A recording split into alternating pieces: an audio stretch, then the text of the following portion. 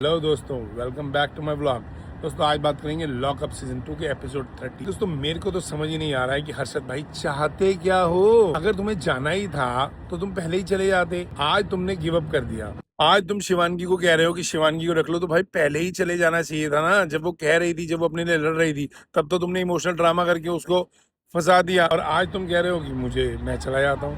तो दोस्तों मुझे नहीं समझ आ रहा है, ये दोस्ती और प्यार का जो अजब खेल चल रहा है ना, वो अजीब ही है। इंसान कहते हैं ना लोग कि दोस्ती और प्यार में दिमाग की सुध-बुध जो है वो खत्म हो जाती है। वही हर्षद के साथ हो रहा है। उसे कुछ समझ नहीं आ रहा क्या करना है क्या नहीं करना है, और वो अनजाने में कुछ ना कुछ किए जा रहा है। जहाँ तक बात करें ओवरऑल टास्क की, तो आज के जो टास्क जो पसंद जो था वो बहुत इंटरेस्टिंग, लेकिन जिस हिसाब से कॉम्बिनेशन पेयर बने वो बहुत ही अजीब बने।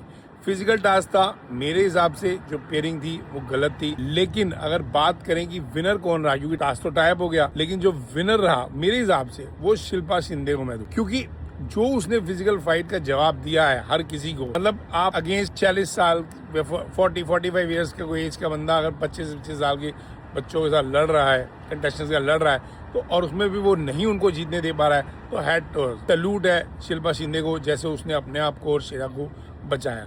बात करें श्रेया की, तो उसकी ओवरऑल गेम तो वही है, हर जगह लड़ाई करना, एब्यूसिव लैंग्वेज जो वो यूज़ कर रही है वो सेम ही रहा है। मतलब वो जीतने के लिए ठीक है, उसको करने के लिए उसे कुछ चीज़ें करनी है, बट वो मेरी नज़र में दोस्तों सेम ही चल रही है। उसने टास्क में भी राम कपूर जी को एब्यूसिव लैंग्वेज यूज़ करी, और उसने बाद में बाहर आके भी उनका लड़ाई झगड़ा चलता रहा।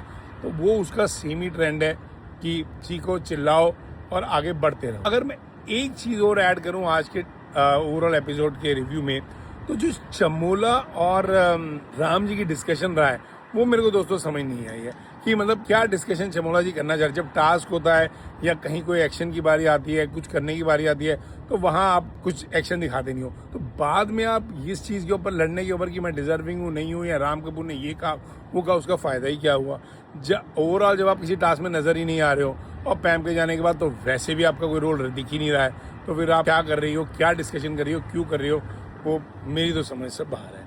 बट ओवरऑल जो फुल एपिसोड रहा है, ये मेरी नज़र से बाकी कंपैरेटिवली थोड़ा सा डाउन ही रहा है, बिकॉज ओवरऑल इतना इंटरेस्टिंग दिखा नहीं, क्योंकि टास्क को पूरी तरीके से हम एंजॉय नहीं कर पाए। ये मुझे लगता है, आपको क्या लगता है? आप लोग thank you, have a good night.